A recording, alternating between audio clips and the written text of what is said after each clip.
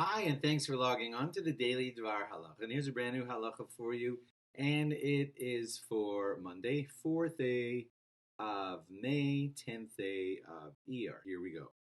Today, I want to continue on in that theme that we had done once or twice last week, which was what happens when fish and meat are together. So generally, we said you should try not to eat them together, and then we told you halachas about how general Ashkenaz people just try to separate them a little bit. Have your sushi first, maybe eat something in between, get your mouth out cleaned out, and then go over to eating your meat. Okay, but today we have this question, and that is, what if, well, let me backtrack one little step first.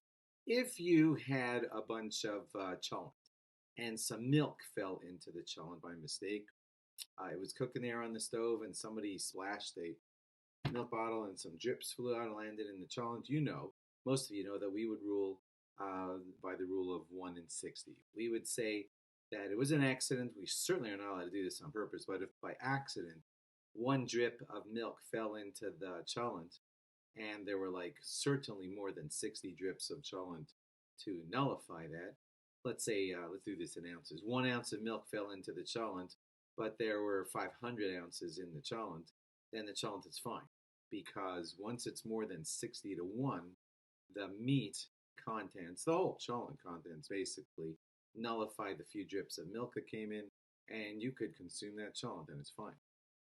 The question is, what happens, and I can almost see this, I wouldn't say a regular occurrence, but you have your cholent there sitting in its pot, and somebody plops down the container of the gefilte fish, and you see some drips of gefilte fish juice fly off into the cholent.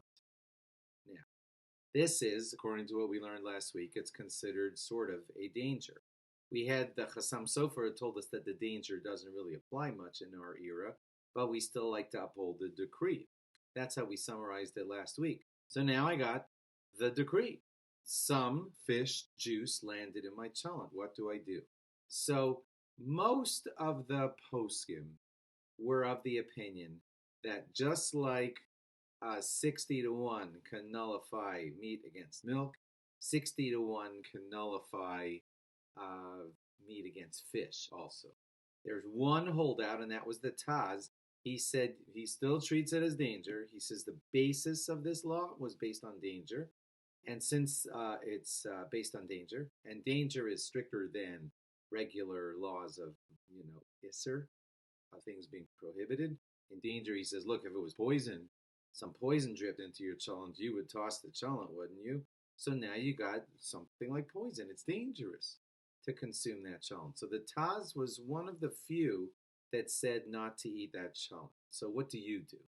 Well, Rav Belsky, who was in our generation, ruled for us that since the majority opinion is that it nullifies, that the cholent nullifies the few drips of fish, he says that you are allowed to rely on it. So the summary of today's law, but don't tune out because there's one more detail. Summary of today's law is that if a few drips of fish splashed into your cholent, assuming that it looks like it's way more than 60 to 1, then your cholent is fine. The Rabelsky ends, though, by saying that some choose to be strict, like that opinion of the Taz, and if you feel your family follows that opinion, then yeah, you wouldn't be able to consume that cholent. But most rabbis say that you could. Hope I haven't confused you. I don't think I did. Thanks for logging on. Log on again tomorrow for more. Have yourself a great day. Stay safe.